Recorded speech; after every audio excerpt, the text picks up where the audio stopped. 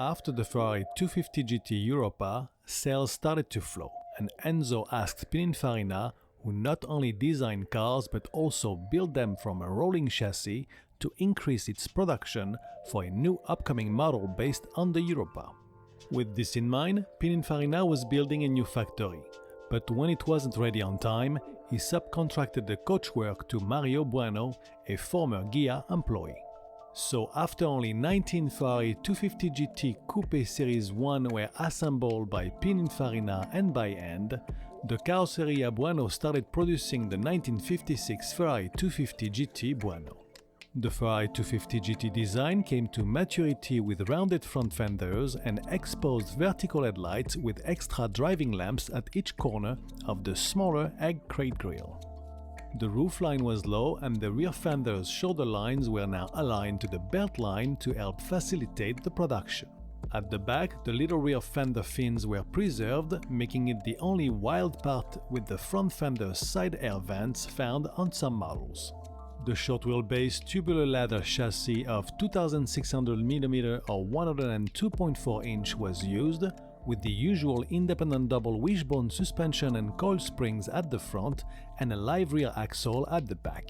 Massive drum brakes all around could be found behind a beautiful set of Boano wire wheels. Most of the panels were in steel except for the aluminium hood and trunk lid. The interior remained all 50s with a metal dashboard matching the body paint color, two main Veglia dials in front of the driver, a Nardi steering wheel and push-pull buttons finished this simple but elegant interior. The engine was the single-cam V12 Colombo 3-liter or 180 cubic inch, developing 220 horse at first, but later on 240 horsepower at 7,000 RPM. Performance was of the first order, with a 0 to 62 miles per hour reach in 7.2 seconds, while a 140 miles per hour or 225 km per hour top speed was achievable. After accepting Fiat's head of design job offer, Mario Boano sold his business to his son-in-law, Ezio Ellena. In 1957, the Ellena family took over production of the 250 GT Boano, and with a few alterations, it evolved into the Ferrari 250 GT Ellena. The evolution began with a barely noticeable higher roofline, making the interior more livable, as with a more oval dashboard binnacle.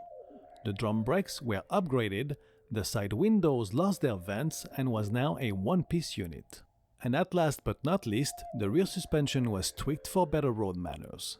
After 143 Ferrari 250 GT Buanos and Ellenas were produced, it was obvious that Ferrari was on a roll and just affirmed that the Ferrari-Pininfarina union was growing stronger with each Ferrari model introduced.